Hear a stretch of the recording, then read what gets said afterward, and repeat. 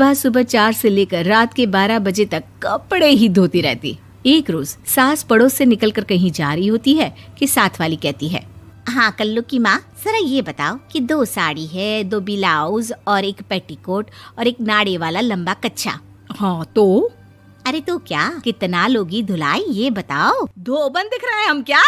हमारे पति सरकारी नौकरी से अभी अभी रिटायर हुए हैं और बेटा सुपरवाइजर है कोयला फैक्ट्री में। धोबन समझ रखा है हमें।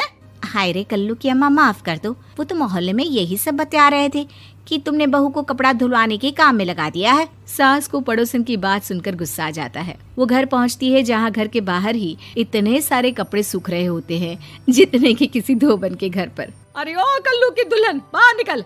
माँ जी यहीं आ जाओ, बाथरूम में चादर धो रहे हैं हम। अरे अभी हम धोते हैं, तुमको बाहर निकलो। ये आस पड़ोस वाले बोल रहे हैं कि हम बहू से कपड़े धुलवा कर उसे कपड़ा धोने वाली बना दिए हैं। अरे छोड़ो ना माँ जी, किन लोगों की बातों में आती हो। आस पास के लोगों का तो काम ही होता है कि वो किसी तरह सास बहू को लड़ा दे।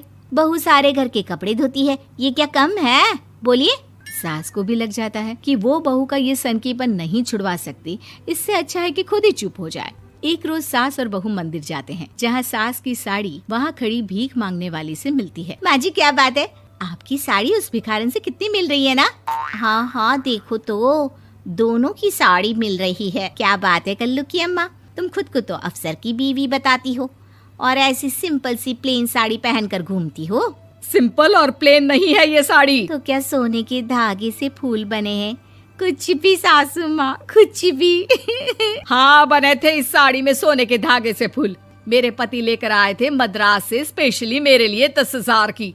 ताहे भाई साहब इस भिखारन के लिए भी सेम टू सेम साड़ी लेकर आए होंगे 10,000 की। सास उस वक्त तो कुछ नहीं कहती, लेकिन बहू के साथ घर आती है और अलमारी से एल्बम निकाल कर लाती है। ये साड़ी देख रही है, ये वही साड़ी है जिसे मैंने अभी पहना था। इस साड़ी में ये जो चमकदार फूल दिख रहे हैं ना, ये सोने के धागों से काटे गए हैं। लेकिन तू लोकल वॉशिंग मशीन ब्रश से घिस घिस कर सारे फूलों को निकाल कर साड़ी प्लेन कर दी। मुझे माफ कर दीजिए सासू माँ। और तो और, जब मैंने तुझे तेरी गलती के लिए कुछ नहीं कहा, लेकिन तूने तो सबके सामने मेरा मजाक ही बना दिया। क्यों? बहू को समझ में आ जाता है कि अब से उसका कपड़े धोना बंद।